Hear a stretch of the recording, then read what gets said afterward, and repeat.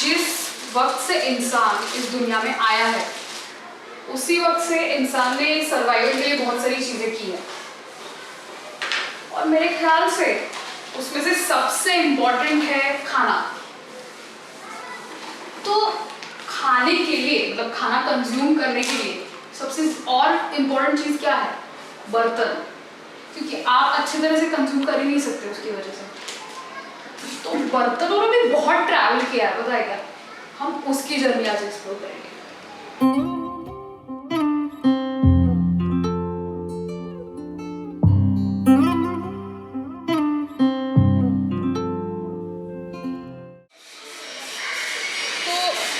Indus civilisation में जब gravy based चीज़ें बन रही थी और उसके हिसाब से सारे क्ले के यूटेंसिल्स बन रहे थे, कुछ ही साल बाद चाइना में सबसे पहले मुझे लगता है ब्रॉन्ज के बने थे चॉपस्टिक्स। तो उस समय जैसे डायनेस्टी कॉल्ड हान डायनेस्टी, उन्होंने ब्रॉन्ज के यानी कि मेटल के बनाए थे चॉपस्टिक्स पहली बार। उसके बाद धीरे धीरे जो सारी बाकी कंट्रीज़ हैं, मतलब चाइना से लेके आगे वियतनाम और फिर फार ईस्ट, मतलब कोरिया और जापान, वहाँ पे भी अलग अलग नाम से चॉपस्टिक्स बनने लगे।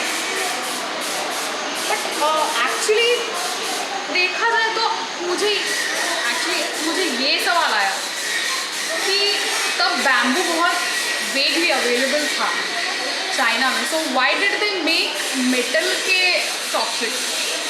फिर बाद में मुझे पता चला कि इन्वेंट तो किया है हान डायनेस्टी ने। It was one of the most richest dynasties in far east and they could afford the metal back then. तो अभी अगर आप इस ज़माने का सोचते हो तो अभी वुडन और बैम्बू के ही स्टिक्स आपको मिलेंगे for the better use, better grip. That's the thing. इतना ही ठीक है। ये पता है क्या है? इसको ताजीन करके बोलते हैं। तो बेसिकली जो नॉर्थ अफ्रीकन कंट्रीज़ है, मतलब इजिप्ट से लेके मोरक्को तक जो भी 4-5 देश है, तो उन देशों पे पर्शियन ईरानियन इन्फ्लुएंस बहुत ज़्यादा है। नॉट जस्ट देयर आर्किटेक्चर और कल्चर बट ओवरऑल फूड पे भी बहुत ज़्यादा इफेक्ट हुआ है। तो ये जो ताजीन है वो मोरक्कन डिश है, वो बहुत ज़्यादा फेमस है। तो इस क्ले पॉट में वो बनाई जाती है, तो इस क्ले पॉट को भी ताजीन ही कह के बोलते हैं। सो बेसिकली अगर आप इसमें कुछ चिकन या वेजीज पका रहे हैं तो ये जो इसकी ऐसी कोन शेप जो इसका ढक्कन है, यहाँ पे पूरा वेपर जमा होके नीचे गिरता है और उस सब्ज़ी को या उस मीट को टेंडर बनाता है। तो ये जो टेक्निक है वो जब ओरिजिनेट हुई थी, अभी तो गैस पे बनता है, but that time when it originated it used to get cooked under charcoal, मतलब कोयले के अंदर। और इसी के कॉन्ट्रास्ट में अगर हम देखें तो इम्पैक्ट तो हुआ है पर्शिया से, ईरान से, लेकिन वहाँ पे चारकोल ग्रिल करने के लिए यूज़ करते हैं। तो ग्रिलिंग से क्या होता है कि पूरा स्मोक आता है, स्मोकी फ्लेवर आ जाता है और पानी उठ जाता है वहाँ से। ओके, और इसमें आप पानी भर रहे हैं, आपको समझ में आ रहा है?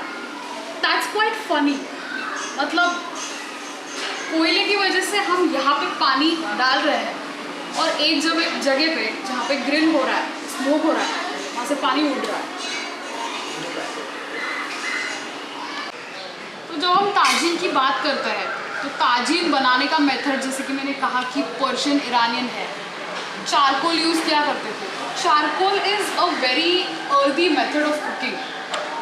तो जब हम ये अर्दी कुकिंग मेथड की बात कर रहे हैं, उसके कंपैरिजन में अगर हम देखें कि 17th-18th सेंचुरी यूरोप, वहाँ पे क्या हुआ करता था कि बहुत ज़्यादा ग्लैमर किया गया बर्तनों को। सो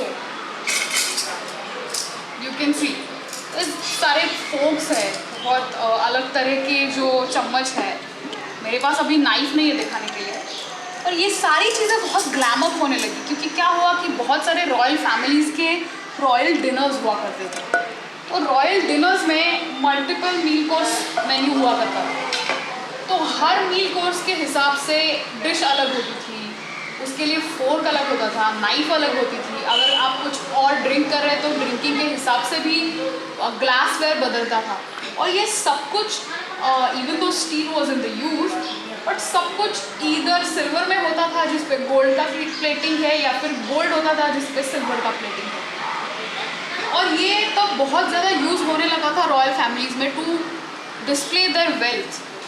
तो सडनली ये सारी चीज़ें नॉर्मल चीज़ें जो हम खाने के लिए इस्तेमाल करते हैं, वो सारी चीज़ें ग्लैमरस तरीके से बहुत यूज़ होने लगी। अभी भी रॉयल डिनर्स होते हैं, बट घर पे तो हम बेसिक चीज़ें ही यूज़ करते हैं ना।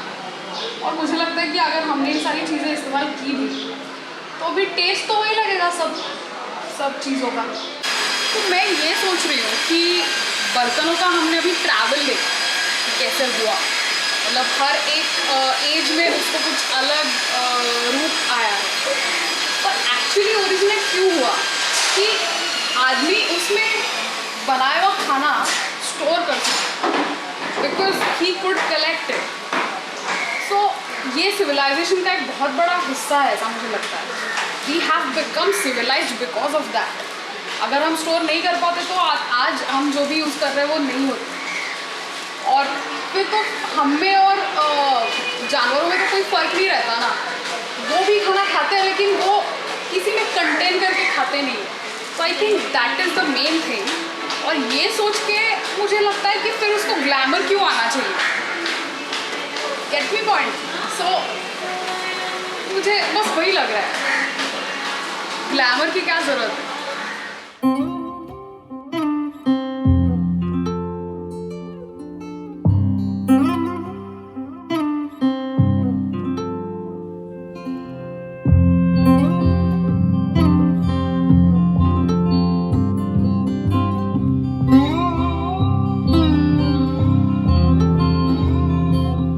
Ooh.